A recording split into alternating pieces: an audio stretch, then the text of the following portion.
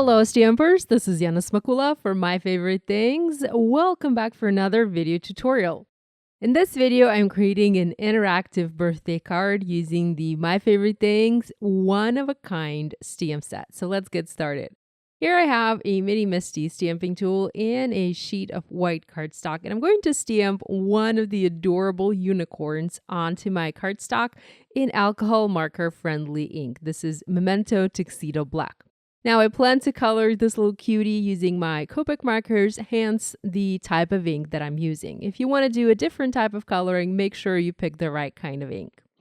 Now I picked just a handful of Copic markers and I'm starting with the C3. This is my medium gray and I'm laying down some shadows. My unicorn is going to be mostly white and I'll just add a couple of shaded areas here and there using the C3 and also a C1 marker. I'm also using a C5 to add some gray to his hooves.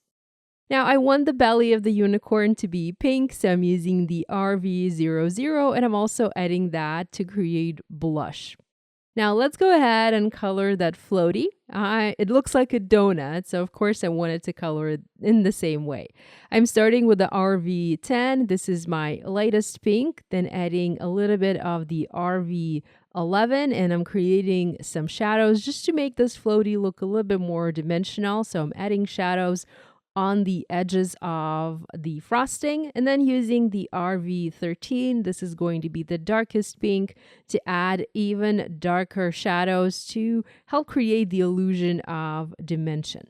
Now let's go ahead and color the mane, and here I'm using the RV14, so I want to have a lot of pinks on this card, and then I am coming in with the RV13 and RV11 to extend that. So he is going to have a pink mane, or maybe it's a she, I don't know. I'm coloring the rest of the floaty using E000, so I'm just laying down my base color. Next, adding E00, so again I'm creating some shadows to make this image appear dimensional, and finally using the E02 to add a little bit of that darker color right around the edge. I'm also using B02 to color the space between the unicorn and the floaty because you can see a little bit of water through that, and I will have my unicorn sitting in a pool, floating in the pool. So of course I need to color that area light blue. Now this coloring, it won't match exactly to the coloring of the pool, but that's okay. I'm also using Y35 as the last color here. Now we have coordinating dies available, so of course I used mine to cut this image out. Next, I want to work on the pool, and to do this, I want to create a mask and stencil a pool area. I have a sheet of printer paper. This is basic thin printer paper, and I'm just freehanding a blob. It's not a pool, it's not any particular image, it's just a blob, and you can make that blob any shape or size you want. Next, I'm using my scissors and I'm just cutting the inner portion of that blob out. So I'm creating a mask for my card through which I can then blend ink onto the background. So there, my mask is ready. I have a panel of Neenah Solar White 80-pound cardstock. This is cut to 4¼ by 5½ inches. And I'm going to tape my makeshift mask in place so that I can blend through this mask, through this stencil, and create that pool. I'm blending with just one color of ink, so this is a light blue, and I'm using a big blending brush to quickly add this color. You can go really creative here and use several colors of ink, but I wanted to do basic blending and just lay down a bunch of color to create one defined pool area for my unicorn.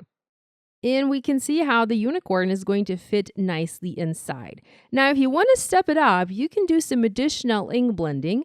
Here, I'm using the negative part from the die cut, and I'm going to blend some additional ink through that to create a shadow. So my unicorn is going to be in the pool, and he is going to be dropping a shadow on the water. So I'm using this negative mask to create that shadow, and I'm ink blending it using the same color of ink.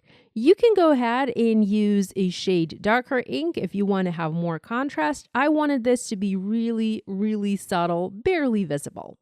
And here's what it looks like. If I place the unicorn on top, you almost cannot see the shadow.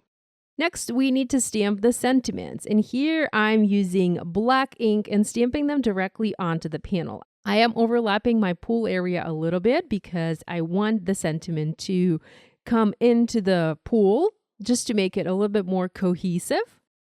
And I'm also stamping some air bubbles right into the pool around the image where I plan to add the unicorn.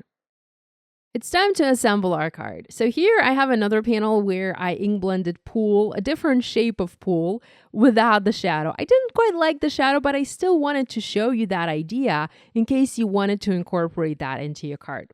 I also have a layer of white fun foam, and I'm using it to pop this ink blended panel onto my card base. So I'm going to adhere this to an A2 side folding card, and I want to pop it up. Instead of using foam adhesive, which you can do, which you can use, I'm using a solid layer of fun foam. Next, I have an action wobble, and this is what's going to add interactivity to my card. I want my unicorn to move on this card. And here I have an action wobbler. This is one of the coolest things and something that I really love using when I'm creating simple interactive cards.